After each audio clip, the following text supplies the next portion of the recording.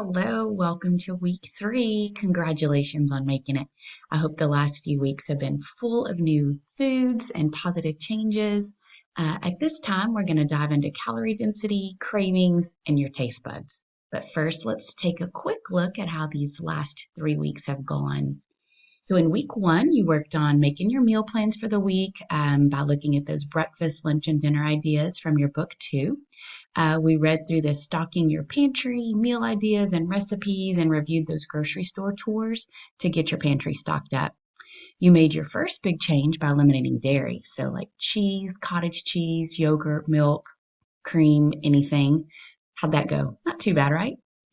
You read the concerns with dairy in the section of your book 1, and you added more vegetable servings this week.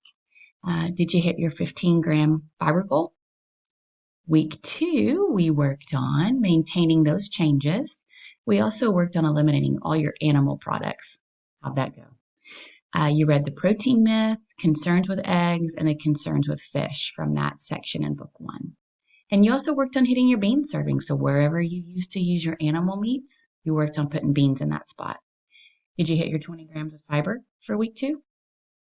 Week 3, we worked on maintaining all those changes, completed your reading materials, worked on your whole grain servings, your fruit servings, started really keeping an eye on your sugars and your artificial sugars, and started watching the sodium content in packaged foods. Remember, the goal is to stay under that 1,000 milligrams of sodium and just watching for that 1-to-1 ratio. So, 1-to-1 calories to sodium ratio.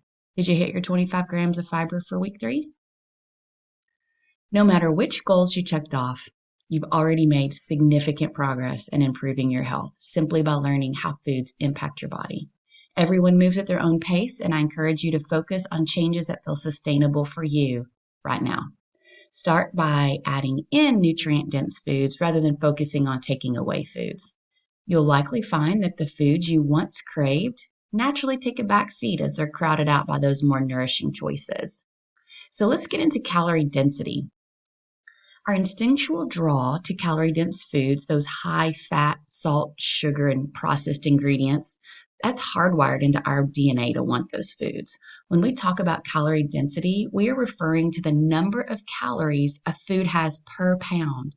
The fewer calories per pound in a food, the more of that food you can eat and feel satisfied. Therefore, you're getting more volume and fullness for foods with a lower calorie density. So I've got some examples here below in this chart. Your goal really is to stay above this red line. So you can see our vegetables roughly are usually 100 calories per pound, fruit 300 calories per pound, our whole grains 500 calories, and beans 600 calories. So your beans are a little bit of a trick because in that 600 calories, we only absorb about 2/3 of those calories because beans have that resistant starch in them. So they're really your weight loss champions. That's why they give you so much fullness, but we really don't absorb all those calories. So they're a great staple when we want to lose weight, burn cholesterol, and burn that blood sugar. But look here at your animal products: 1,000 calories per pound. Your refined carbs, cookies, crackers, pretzels, chips, breads, 1,400 calories per pound. Junk food, Oreos, chips, 2,300 calories per pound. So our nuts and our seeds, they are calorie heavy. That's why I don't want you snacking on them, but I definitely want you eating nuts and seeds every day. I just want you eating with your meals, especially with your grains. So why do our taste buds seem to run the show? Even when we know that eating whole food is healthier, we often struggle to make the switch. Why is that?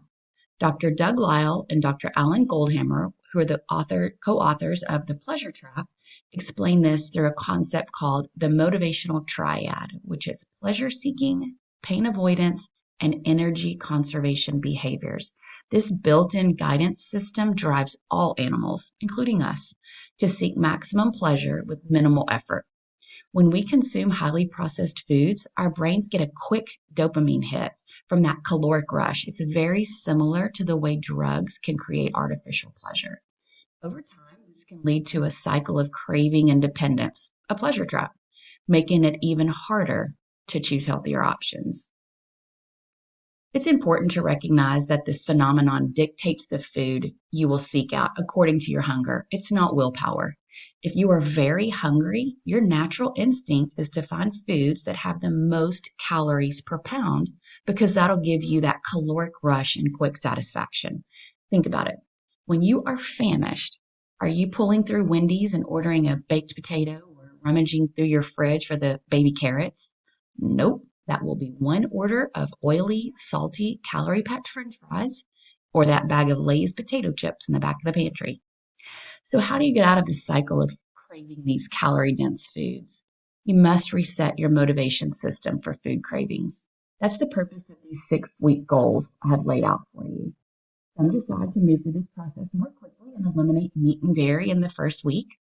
The more swiftly you eliminate these calorie-dense pleasure foods, the quicker you will reset, and you'll see that you're able to move at a pace that's sustainable for you. But it's important for you to evaluate that for yourself. I love this depiction of the concept from the pleasure trap. Dr. Lyle outlines this process of transitioning to a whole food plant-based diet in 5 distinct phases. You can see here on the left, we got the pleasure quotient zones. So we've got suboptimal, normal, and enhanced. Phase 1 is eating natural, whole foods humans are designed to consume, which provides a normal level of pleasure. Phase 2 is introducing processed foods that are high in salt, sugar, and fat, which create a heightened and almost drug-like pleasure response. You can see that curve shoots way up to the enhanced pleasure zone. Over time, these unnatural foods become our new normal, and their once intense pleasure effect begins to fade. Much like when we build tolerance to different drugs, we also build tolerance to that pleasure we get from certain foods. You can see here in phase 4, we return back down to that. When we return back to that whole food plant-based way of eating, we are initially very underwhelmed because our taste buds are used to that very hyper-processed palate. And then there in phase 5, after about 8 to 10 weeks, the brain resets and we begin to enjoy natural foods again, restoring our sense of normal pleasure. This process explains why the shift to healthier eating can feel difficult at first. But with time, our taste buds and cravings adjust, making whole foods just as satisfying as processed ones. It is also why, even if you know you want to eat a healthy whole food diet, your taste buds might initially disagree, thinking you are heading in the wrong direction. Dr. Lyle refers to this as the motivational dilemma. Resetting your brain system when it comes to food is a real challenge, but understanding this process can help you navigate the transition with patience and persistence. And I encourage you, think about the things that you're craving and make a whole food healthy version of it. If you're craving a chocolate bar, like a Snickers bar or something like that, a good substitution, I'll get a date, pop it in the microwave for about 10 seconds, kind of get it caramely, stuff it with a little bit of almond butter and some dark chocolate chips, like the 72% dark chocolate. That will hit your sweet tooth spot. Or if you're craving French fries, pop a couple of red potatoes in the microwave, get them nice and soft, chop them up, pop them in the air fryer or in the oven, and oven roast them. Think about all natural food options that will hit that same craving spot. And if you have some that are particularly overwhelming for you, let's talk about them and I'll give you some ideas. The standard American diet. So recall from the introductory video in your introductory packet 1 that the standard American diet is highly processed. It's comprised of 51% oil and refined carbohydrate, animal food, and 7% fruits and veggies. And sadly, that 7% of the veggies included potato chips and French fries. Ultimately, almost 95% of our diet is not real food. The chart below illustrates the relationship between the percentage of deaths from heart disease and cancer and the percentage of unrefined plant foods consumed per country. In the U.S. in 1999, nearly 80% of deaths were attributed to these diseases, while only 15% of the American diet was from whole plant foods. In contrast, Thailand exhibited almost the exact opposite pattern. Around 80% of their diet consisted of whole plant foods, and their death rate from heart disease and cancer, only about 10%.